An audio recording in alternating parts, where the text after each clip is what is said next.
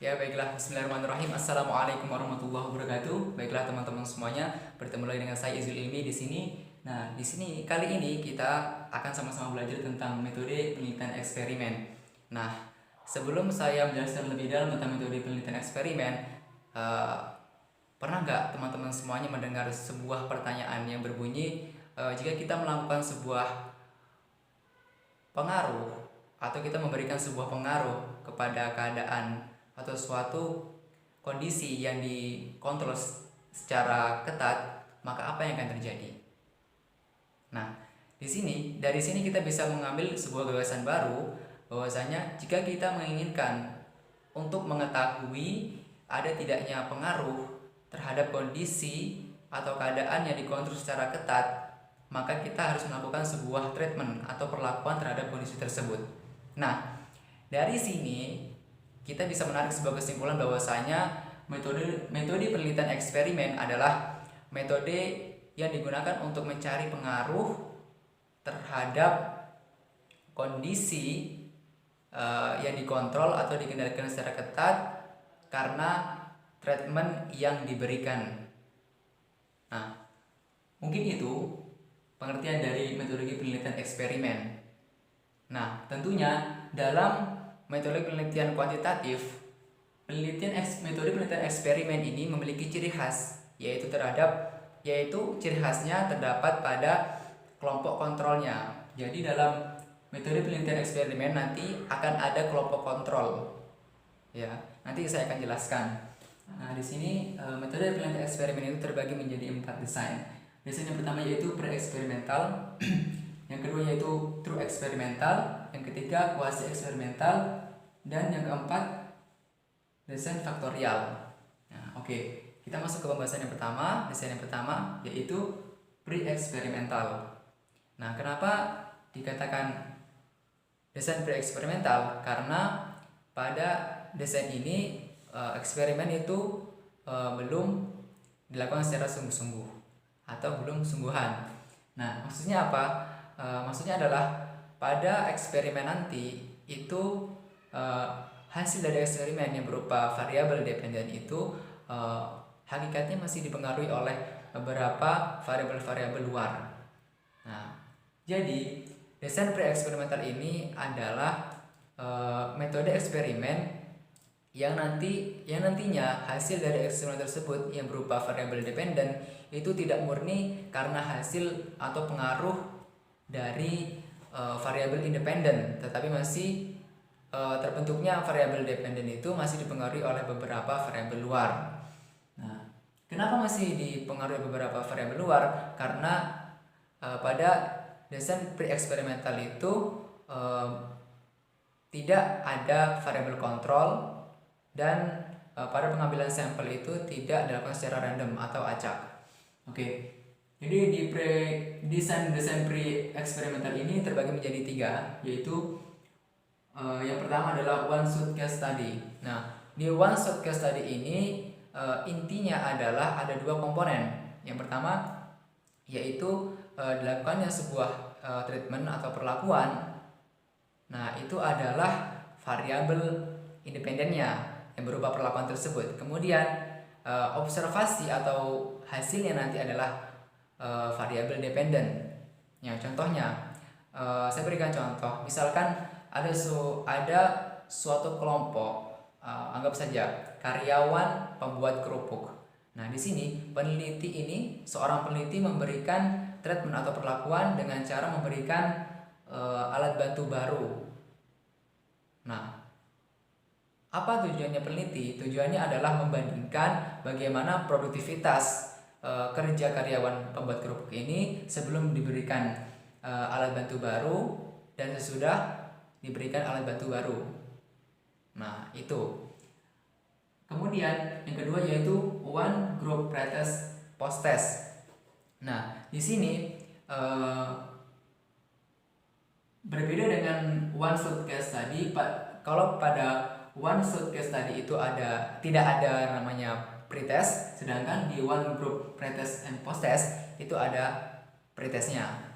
Nah, jadi Komponen pada one group pretest yang proses adalah terletak pada nilai sebelum dilakukannya treatment atau perlakuan. Jadi sebelum peneliti melakukan treatment atau perlakuan kepada suatu kelompok, itu dilakukannya sebuah pretest. Nah, gunanya dilakukan pretest itu agar peneliti dapat mendapatkan hasil eksperimen yang akurat dan teliti. Nah, sama seperti one shot case tadi, jadi nantinya peneliti itu akan membandingkan hasil dari pretest dan post-test dari eksperimen tersebut.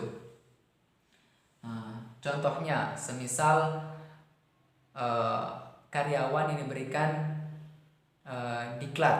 Nah, diklat itu jadi sebelum karyawan itu melakukan tugas-tugasnya, jadi karyawan itu diberikan pretest yang berupa diklat tersebut. Dan setelah diberikan diklat, kemudian dilihat bagaimana kinerjanya. Kemudian setelah beberapa waktu, kemudian dilakukan post test. Kemudian hasil atau nilai dari pretest yang pertama sebelum diberikan diklat itu menghasilkan nilai berapa, dan setelah diberikan diklat itu menghasilkan nilai berapa, kemudian dibandingkan. Itulah one group pretest and post test. Nah, di sini. Dan kemudian ya desain ketiga yaitu intake group comparison. Nah, di yang ketiga ini suatu kelompok itu dibagi menjadi dua. Nah, dibagi menjadi dua, yaitu kelompok yang pertama, satu kelompok ini setengahnya dijadikan sebagai kelompok eksperimen.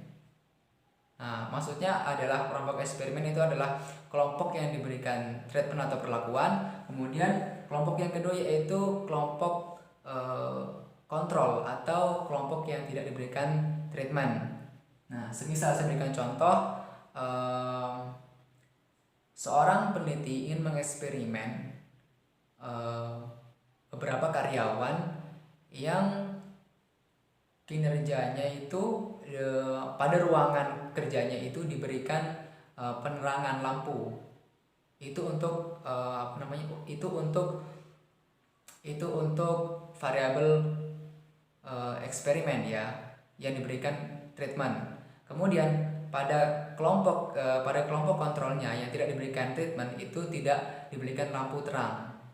Nah, nanti dari hasil bagaimana kinerjanya dari karyawan yang mereka itu kelompok eksperimen yang diberikan treatment dengan karyawan yang digolongkan sebagai kelompok kontrol yang tidak diberikan treatment itu seperti apa, hasilnya dari kedua ini akan dibandingkan. Itulah desain yang kedua, yaitu desain true eksperimental. Nah, kenapa dikatakan desain true eksperimental? Karena desain ini dalam metode eksperimennya telah dilakukan secara sungguh-sungguh atau betul-betul. Nah, kenapa demikian? Karena seorang peneliti dalam desain ini dapat mengontrol semua variabel-variabel luar yang dapat mempengaruhi proses eksperimen, sehingga hasil eksperimen nanti dapat menjadi lebih akurat dan kualitasnya lebih tinggi. Nah, ciri khas dari true eksperimental ini adalah pada sampel yang digunakan nanti dalam eksperimen maupun sebagai kelompok kontrol diambil secara random dalam suatu populasi. Jadi ciri khas dari true eksperimental ini adalah adanya kelompok kontrol dan sampel yang digunakan diambil secara random. Nah, true experimental design ini terbagi menjadi 3 macam. Yang pertama yaitu post-test only control. Post-test only. Jadi di sini seorang peneliti mengambil dua kelompok. Nah, dua kelompok secara random dalam sebuah populasi. Nah, kemudian peneliti ini membagi kedua kelompok ini. Kelompok yang pertama dijadikan sebagai kelompok eksperimen atau yang diberikan treatment. Kemudian kelompok yang kedua adalah kelompok dijadikan sebagai kelompok kontrol atau kelompok yang tidak diberikan treatment. Nah, kemudian dua kelompok ini dibandingkan. Nah, dibandingkan dengan cara nantinya akan dilakukan post test. Nah, ini saya berikan contoh, semisal seorang peneliti ingin melakukan eksperimen terhadap karyawan dalam suatu perusahaan. Peneliti tersebut mengambil 2 kelompok karyawan, kemudian karyawan yang pertama ini dijadikan sebagai kelompok eksperimen, dan kelompok karyawan yang kedua ini dijadikan kelompok kontrol. Kemudian karyawan yang dijadikan sebagai kelompok eksperimen ini diberikan treatment, ya kan, diberikan treatment dengan perlakuan. Nah, di sini jika pada perbandingan antara kelompok eksperimen dan kontrol ini terjadi perbedaan, maka pengaruh treatment atau perlakuan yang diberikan pada kelompok eksperimen itu berpengaruh secara signifikan. Nah, kemudian yang kedua ini, desain yang kedua yaitu pre-test post-test control. Jadi di sini sama seperti post-test control only control, jadi peneliti itu mengambil dua kelompok secara random, kemudian dijadikan satu kelompok dijadikan sebagai kelompok eksperimen dan kelompok yang lain menjadi kelompok kontrol. Namun di sini di pretest post-test control ini, kedua kelompok tersebut, yang kelompok eksperimen dan kelompok kontrol tersebut, itu dilakukan pretest. Dan di sini dikatakan eksperimen itu baik jika hasil atau nilai dari pretest itu di antara kedua kelompok itu tidak terjadi perbedaan, ya kan? Nah, kemudian yang ketiga yaitu the Solomon-Four group. Nah, di sini di desain yang ketiga yaitu peneliti mengambil 4 kelompok dalam suatu populasi. Nah, dua kelompok akan dijadikan sebagai kelompok eksperimen, dan yang dua kelompok lagi akan dijadikan kelompok kontrol atau yang tidak diberikan treatment atau perlakuan. Kemudian dari situ akan dilakukan pre-test and post-test kepada dua kelompok yang dijadikan kelompok eksperimen dan dua kelompok yang dijadikan kelompok kontrol. Oke, baiklah kawan, kita lanjut ke desain yang ketiga yaitu kuasi eksperimental. Nah, kuasi eksperimental ini adalah perkembangan atau pengembangan dari tour eksperimental. Namun, desain ini sulit untuk diterapkan atau dilaksanakan dalam eksperimen. Nah, kemudian kuasi eksperimental ini memiliki kelompok kontrol, tapi kelompok kontrol tersebut tidak dapat berfungsi sepenuhnya untuk mengontrol variabel-variabel luar yang dapat mempengaruhi pelaksanaan eksperimen. Nah, kemudian tujuan dari kuasi eksperimental ini akan digunakan untuk mencari kelompok kontrol yang memang benar-benar sulit untuk didapatkan pada populasi penelitian. Nah, di sini kuasi eksperimental desain ini memiliki 3 macam. Nah, desain yang pertama yaitu time series. Nah, time series ini peneliti memilih kelompok penelitian tanpa melakukan random atau cara acak. Nah, di sini sebelum dilakukannya perlakuan atau treatment, peneliti melakukan 4 kali pretest kepada kelompok tersebut. Gunanya adalah untuk mengetahui stabilitas dan kejelasan dari keadaan kelompok tersebut. Nah, jika telah dilakukan 4 kali pretest kepada kelompok tersebut, namun hasilnya berbeda, maka dapat dikatakan bahwasanya kelompok tersebut itu tidak stabil atau tidak konsisten. Nah, kemudian jika 4 kali pretest tersebut telah didapatkan nilai yang stabil dari kelompok tersebut, barulah sang peneliti melakukan perlakuan atau memberikan treatment kepada kelompok tersebut. Nah, dalam tim series desain ini atau desain tim series ini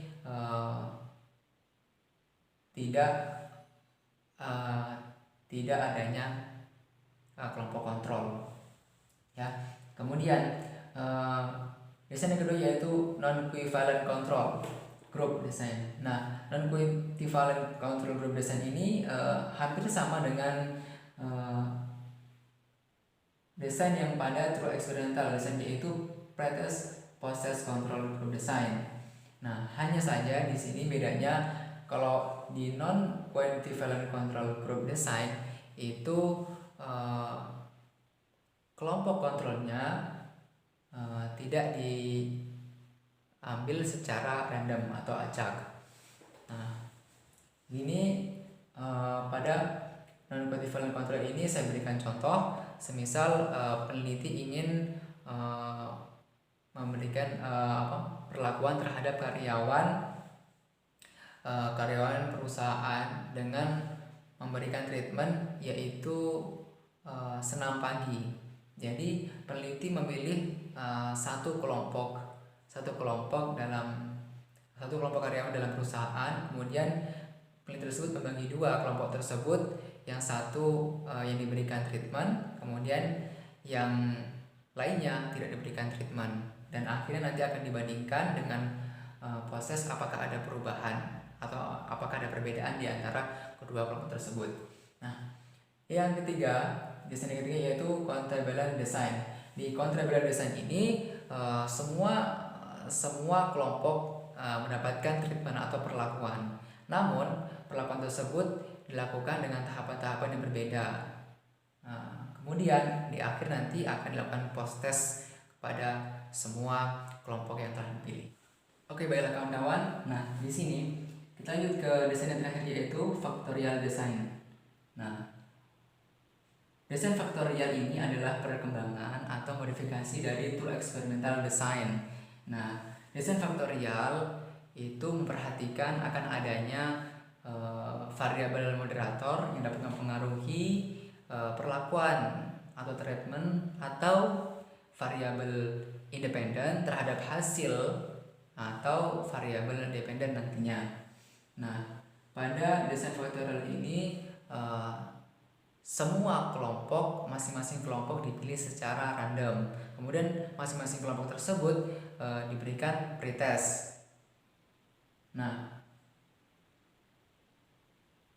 dapat dikatakan bahwasanya dalam desain faktorial ini jika hasil pretest itu memiliki kesamaan pada masing-masing kelompok, maka kelompok tersebut layak untuk diberikan eksperimen atau layak untuk diberikan treatment atau perlakuan. Nah, saya berikan contoh, semisal seorang peneliti ingin melakukan penelitian terhadap prosedur kerja baru terhadap kepuasan pelayanan di masyarakat. Nah, di sini diperlukan empat kelompok yang dipilih secara random. Kemudian variabel moderatornya adalah jenis kelamin dari prosedur kerja baru, baik itu perempuan atau laki-laki. Nah, jika prosedur kerja baru tersebut memiliki pengaruh terhadap kepuasan pelayanan di masyarakat, itu bukan karena treatment yang diberikan kepada prosedur kerja tersebut, namun karena adanya variabel moderator, yaitu tadi adanya perbedaan jenis kelamin yang dapat mempengaruhi kepuasan pelayanan di masyarakat. Jelaslah, seorang perempuan itu akan lebih santun, lebih sopan dalam menjalani masyarakat. Jadi akan lebih disukai perempuan dibanding laki-laki dalam pelayanannya oleh masyarakat. Nah, itulah tadi keempat macam metode penelitian eksperimen. Nah, Mungkin hanya itu yang dapat saya sampaikan. Kurang lebihnya mohon dimaafkan. Kita sama-sama belajar semuanya. Di sini saya belajar. Kiranya kalau ada saya salah dalam pengucapan, kemudian salah dalam pemikiran, teman-teman semuanya bisa menuliskan komentar di kolom komentarnya. Oke, sekian dari saya. Kurang lebih mohon maafkan. Assalamualaikum warahmatullahi wabarakatuh.